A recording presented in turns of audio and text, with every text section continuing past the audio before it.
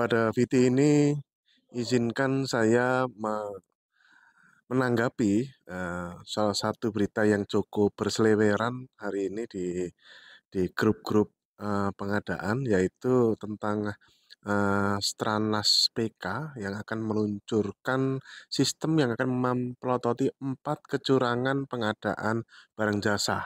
Nah, ini adalah kerjasama antara KPK dan LKPP kalau tidak salah ya.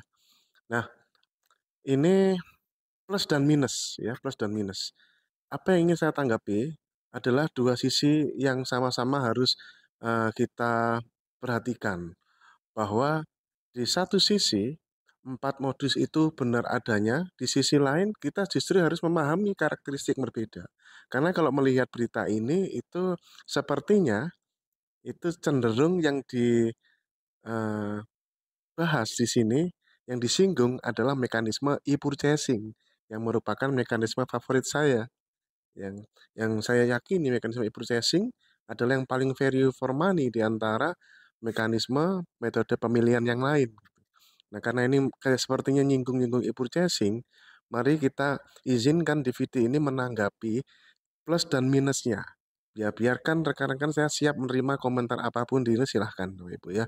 4 modus kecurangan dalam pengadaan yang dipelototi ini. Yang pertama itu, yang pertama ini yang saya ingin komentari malahan ya, di mana ini Koordinator Harian Stranas PK, Mbak Ibu Niken Ariati, menjelaskan bahwa sistem itu bentuk kerjasama antara Telkom dan LKPP.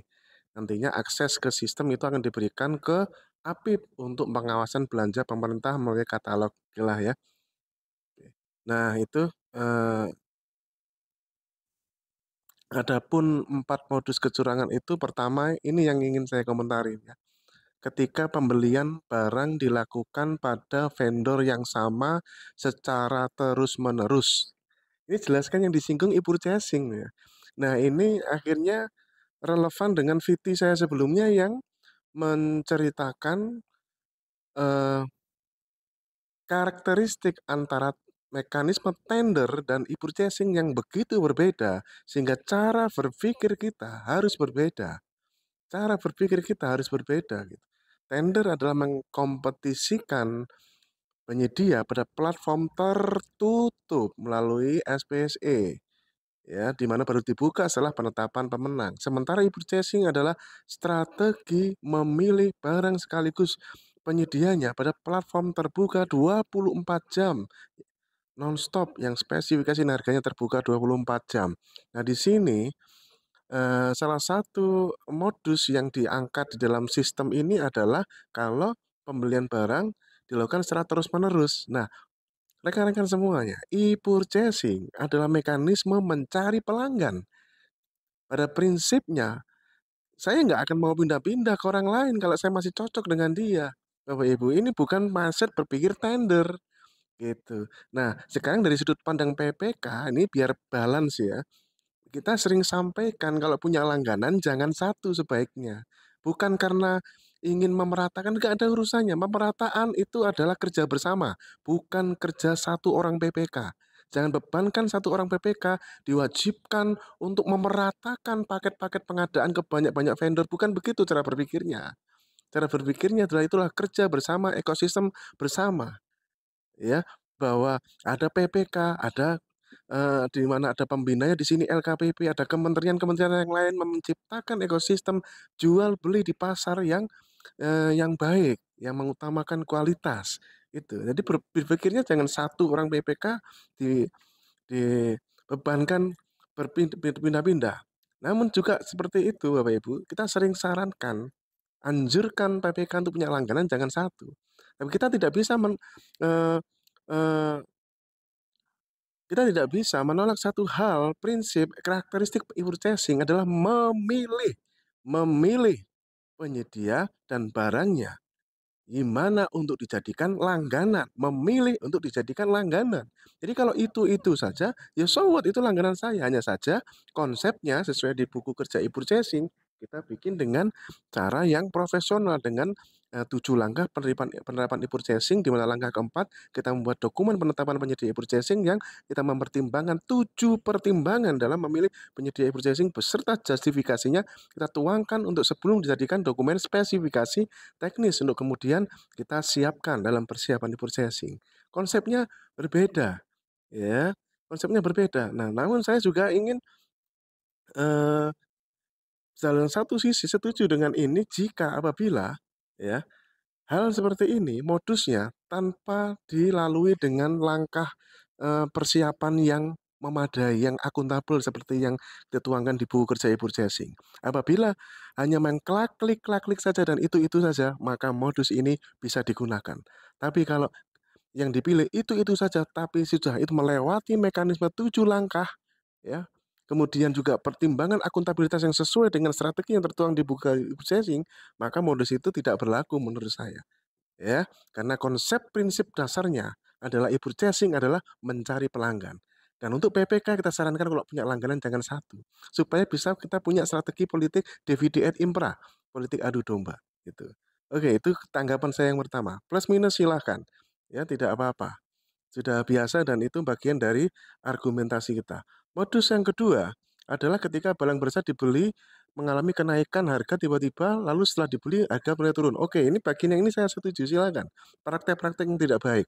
Dan sekaligus pada modus yang kedua ini saya mengingatkan untuk para pelaku usaha, harga yang Anda tawarkan di katalog elektronik, masyarakat mulai Presiden Jokowi sampai tukang becak bisa melihat semuanya. Ingat, dan jejak digital tidak bisa dibohongi kalau Anda melakukan hal-hal yang tidak baik. Maka saya support dengan modus yang kedua. Modus yang ketiga adalah ketika barang mau muncul e-katalog tapi langsung diklik oleh pembeli. Nah, ini lihat-lihat dulu. Apabila itu jauh-jauh sebelumnya sudah dilakukan identifikasi kebutuhan, yang kemudian dilakukan analisis berbasis merek di tahap perencanaan, dikuatkan di tahap persiapan dengan penetapan penyedia e-purchasing, kemudian dituangkan dalam dokumen spek e-purchasing di tahap persiapan, untuk kemudian dibuat paketnya, maka pembuatan paketnya nggak butuh waktu lama, Pak. Makanya saya juga heran, ini kenapa paket itu butuh waktu 24 jam, 20 nggak perlu. Yang lama itu adalah ketika merencanakan, ketika mempersiapkan, memilih penyedia e-purchasing, ya kemudian kita bikin spesifikasi teknis e-purchasing itu yang butuh waktu lama. Seharusnya. Bukan kayak praktek yang banyak, yaitu main asal ada link terus main klik-klik, bukan seperti itu. Jadi, modus yang ketiga itu, kalau ini dijalankan, maka tuduhan itu tidak berlaku. Karena pada prinsipnya buka paket itu nggak lama, langsung transaksi saja gitu. Ya, jadi kalau ini disebutkan ketika barang baru muncul di katalog tapi langsung diklik, itu bisa jadi karena hasil dari request for information. Misalnya suatu pekerjaan konstruksi hasil dari Eee, hasil dari RFI, request for information, seperti langkah nomor 3 dan 4 pada yang kita terangkan di buku ini, kemudian kita menyampaikan informasi kepada kontraktor bahwa ada pengadaan seperti ini dan kontraktor merespon pasar, maka hal yang biasa aja kalau ketika, wah sudah ada penawarannya nih, ya, sudah ada penawarannya. Sebenarnya jadi itu adalah antara, eee, ada modus kecurangan atau tidak ada modus kecurangan. Kalau itu memang berdasarkan hasil respon pasar atas RFI, request for information, maka itu bukan modus kecurangan. Tapi kalau itu adalah murni dikatakan seperti itu tanpa ada langkah-langkah seperti ini, maka bisa dikatakan modus kecurangan. Oke, saya setuju. Jadi plus minus ya. Gitu. Dan terakhir rekan-rekan ya, modus ketiga adalah ketika ya dalam modus ini, kemudian sedangkan modus terakhir adalah penjual menyusun paket dengan cepat, lalu tak lama kemudian ada pembelian. Ini juga, Bapak Ibu, ini yang bikin modus ini kurang memahami ya berbagai macam karakteristik transaksi. Kalau itu sekali lagi modus 3 dan 4 ini mirip sebenarnya ya, diawali dengan tahapan perencanaan dan persiapan, maka modus keempat ini nggak berlaku. Tapi kalau itu langsung ujuk-ujuk marketing datang klik, langsung klik, maka itu bisa dikatakan modus kecurangan. Ya, jadi harus lihat-lihat jangan sampai kita membuat modus-modus seperti ini malah menurunkan menjadi sebuah kebijakan demotivasi untuk para pelaku e-purchasing. Jangan sampai membuat kebijakan demotivasi. Jadi 4 modus ini di satu sisi ada bagian yang, setuju pada prinsipnya kalau ini dijalankan, maka sebagian modus tadi tidak berlaku. Tapi kalau itu tidak dijalankan dengan tidak secara akuntabel, maka modus itu bisa dijalankan. Sukses buat kita, jaga integritas.